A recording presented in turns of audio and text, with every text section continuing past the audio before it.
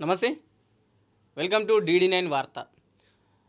తెలంగాణలో ఈ car race విషయం మళ్ళీ చర్చకొచ్చింది. నిజంగా ఈ కార్ రేస్ ఎందుకు చర్చకు రావాల్సొచ్చింది? గతంలో ప్రభుత్వం అయితే బీఆర్ఎస్ ప్రభుత్వం మారిన తర్వాత ప్రధానంగా ఈ కార్ రేస్ దాంట్లో స్కామ్ జరిగింది. కేటీఆర్ స్కామ్ చేసిండు. దాదాపు 41-46 కోట్ల స్కామ్ చేసిండని చెప్పేసి పదే పదే వార్తలొచ్చినాయి. దానిపైన కోర్టుకెళ్ళిండు. అక్కడున్న ఐఏఎస్ అరవింద్ కుమార్ పైన కూడా ఆరోపణలొచ్చినాయి. తను డైరెక్ట్ చెప్పిండు, నా దగ్గర ఏముంటుంది, నేను ప్రభుత్వం చెప్తేనే చేస్తా అని చెప్పేసి కూడా అరవింద్ కుమార్ చెప్పిండు. అటు కేటీఆర్ కూడా స్వయంగా ఒప్పుకున్నాడు. దీనికి కర్త కర్మ క్రియ అన్ని నేనే, మున్సిపల్ మినిస్టర్గా నేను ఒక అర్హత ఉంది కాబట్టి నేను ఇచ్చిన, ప్రభుత్వంతో నేనే ప్రభుత్వం కాబట్టి నేను ఇంకెవరితో చర్చించాలని చెప్పేసి కూడా కేటీఆర్ ప్రధానంగా వ్యాఖ్యలు చేసిన. సో ఇదంతా ఉదంతం దాదాపు 1 year to 1.5 yearగా నడుస్తుంది. గతంలో తెరపైకి చాలా అంటే చాలా వచ్చింది. సరే, ప్రతిపక్షాలు చెప్పినట్టు పొలిటికల్ డైవర్షనా, లేకపోతే 6 గ్యారెంటీల ఇష్యూ, ఇంకోట చాలా తెరపైకి వచ్చింది. సో ఎట్టకేలకు రెండు సార్లు జరగాల్సిన ఈ కార్ రేస్ ఒకసారి తెలంగాణలో జరిగింది, రెండోసారి ఆ కంపెనీ అయితే క్యాన్సిల్ చేసింది. సో ఇదంతా ఉదాంతం తెలంగాణ ప్రజలందరికీ గుర్తే. ఈ కార్ రేస్ అంటే ఏంటిది? ప్రధానంగా ఈ కార్ రేస్లో ఎందుకు స్కామ్ జరిగింది, అసలు దాని గురించి ఒకసారి తెలుసుకునే ప్రయత్నం చేద్దాం. అసలు ఫార్ములా ఈ రేస్ స్కామ్ అంటే ఏంటిదని చెప్పేసి కూడా మనం ప్రధానంగా తెలుసుకునే ప్రయత్నం. గ్రీన్కో స్పాన్సర్గా వచ్చింది ఈ కార్ రేస్. ఫార్ములా ఈ కార్ రేస్ కూడా గ్రీన్కో కంపెనీ ద్వారా తను స్పాన్సర్గా వచ్చింది. హైదరాబాద్లో ఫార్ములా ఈ రేస్కి గ్రీన్కో ప్రధాన స్పాన్సర్గా వచ్చింది. మధ్యలోనే గ్రీన్కో వెనక్కి తగ్గింది. ఇది ఎప్పుడు తగ్గింది? మధ్యలోనే రెండోసారి, అంటే కార్ రేసు ఫస్ట్ టైం మొదలుపెట్టిన తర్వాత రెండోసారి ఆ ఫార్ములా ఈ రేస్ అయితే గ్రీన్కో కంపెనీకి డబ్బులు ఇచ్చిన తర్వాత ప్రభుత్వం మారిపోయింది కాబట్టి సో వాళ్ళు వెనక్కి తగ్గాల్సి వచ్చింది. ఎందుకంటే ప్రభుత్వం మారినప్పుడు ఈ ప్రభుత్వానికి నచ్చిన వాళ్ళు, లేకపోతే వీళ్ళకి సంబంధించిన ఆ రిలేషన్ ద్వారానో కాంట్రాక్ట్లు ఇచ్చుకుంటుంది, కామన్ థింగ్. సో ప్రస్తుతం ఇంకో ప్రభుత్వం వచ్చింది కాబట్టి వాళ్ళకి నచ్చిన ఈ కార్ రేసో లేకపోతే వాళ్ళ అందాల పోటీలన్నా ఇంకోటి ఇట్లాంటివి తీసుకొచ్చుకుంటారు కాబట్టి సో వీళ్ళు కొంత డిస్టర్బెన్స్ రావడం వల్ల వెనక్కి తగ్గి మేము చేయలేమని చెప్పేసి మధ్యలోనే క్యాన్సిల్ చేసుకోవడం జరిగింది.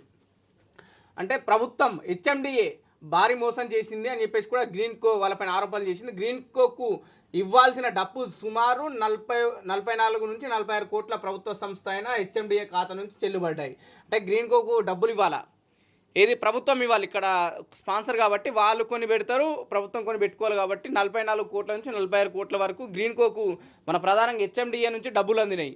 అప్పుడున్న హెచ్ఎండిఏ అంటే మున్సిపల్ మినిస్టర్ ఎవరు? కేటీఆర్. అంటే కేటీఆర్ దాన్ని స్వయాన్ని ఇచ్చిండు. దానికి ఎక్కడ కూడా, అంటే కేటీఆర్ చెప్తుంది ఏంటంటే ఎక్కడ కూడా పేపర్ వర్క్ కానీ ఇక్కడ లేదు. ఎందుకంటే ఎలక్షన్ టైము మేము అప్పుడు ఇంకో బిజీలో ఉన్నాం, ప్రధానంగా పేపర్ వర్క్ ఇవన్నీ చర్చించలేదు కాబట్టి ఒక మాటతో ఇచ్చేసినాము. ఎందుకంటే కష్టంగా మేమే ప్రభుత్వంలో అధికారంలోకి వస్తామని చెప్పేసి కూడా మేము ఆ మాటతో ఇచ్చినామని కేటీఆర్ కొన్ని సందర్భాల్లో చెప్తూ వచ్చిండు. దీంతో ప్రభుత్వ నిధులు వాడబడ్డాయి. అంటే హెచ్ఎండిఏ అప్పుడు గ్రీన్కో సంస్థకు ప్రభుత్వ నిధులు వాడబడ్డాయని చెప్పేసి కూడా కేటీఆర్ ఒప్పుకున్నాడు. మళ్ళీ దీని తర్వాత ట్విస్ట్ చూడాలా, దీని తర్వాత ఎలక్టోరల్ బాండ్స్. మళ్ళీ ఎలక్టోరల్ బాండ్స్ అంటే ఏంటిదంటే డైరెక్ట్ డబ్బులు ఇవ్వకుండా ఆ బాండ్స్ ద్వారా పార్టీలకు ఫండ్ ఇవ్వడం. సో ఎక్కడైతే హెచ్ఎండిఏ నుంచి గ్రీన్కో కంపెనీకి డబ్బులు 44 కోట్ల నుంచి 46 కోట్లు ఇవ్వబడిందో అవి మళ్ళీ తిరిగి బీఆర్ఎస్ పార్టీకి అందినాయని చెప్పేసి కూడా అంటే అది గ్రీన్కో సంస్థ బీఆర్ఎస్ పార్టీకి 41 కోట్ల ఎలక్షన్ బాండ్స్ రూపంలో విరాళంగా ఇచ్చింది. అంటే ప్రభుత్వం నుంచి 44-46 కోట్లు హెచ్ఎండిఏ నుంచి అటు గ్రీన్కో కంపెనీకి ఇచ్చిందో, మళ్ళీ ఇదే గ్రీన్కో కంపెనీ 41 కోట్లు అటు బీఆర్ఎస్ పార్టీకి విరాళంగా ఇచ్చింది ఎలక్షన్ బాండ్స్ ద్వారా. సో దీంట్లో మనీ లాండరింగ్, మన క్విట్ ప్రోకో జరిగిందని చెప్పేసి కూడా ప్రభుత్వం ఆరోపించింది.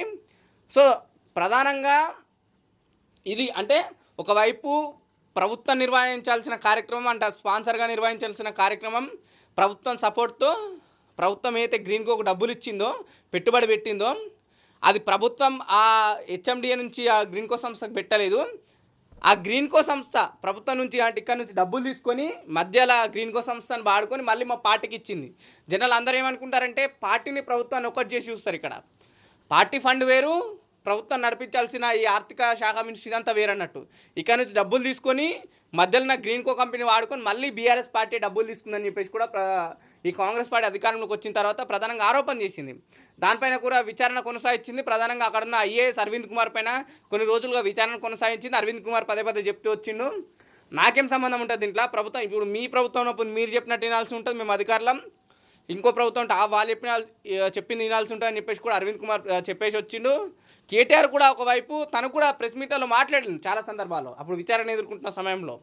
ఈ ఫార్ములా ఈ కార్ రేస్కి కర్త కర్మ క్రియ అన్నీ నేను మున్సిపల్ మినిస్టర్గా ఉన్నా అని తను చెప్పిన అక్కడ ఉన్న మీడియా మిత్రులు అడిగితే మీరు ప్రభుత్వంతో ఎందుకు చర్చించలేరంటే నేను ఒక మంత్రిని ప్రభుత్వంలో, మేమే ప్రభుత్వం కాదు మేము ఇంకెవరితో చర్చించాలని చెప్పేసి కూడా తను కొద్దిగా ఘాటుగానే సమాధానం ఇచ్చారు. సో అది కొద్దిగా ఉదంతం అరెస్టు అది అని చెప్పేసి విచారణకు కూడా వెళ్ళిండు. దాంట్లో వాళ్ళు కొన్ని రోజులు ఆ విచారణ చుట్టూ తిరిగిలు పెద్ద హవా నడిచింది. ఈ బీఆర్ఎస్ పార్టీ కార్యకర్తలు లేకపోతే ఈ పోలీసులు గొడవలు రాద్దంతం ఇదంతా నడిచింది.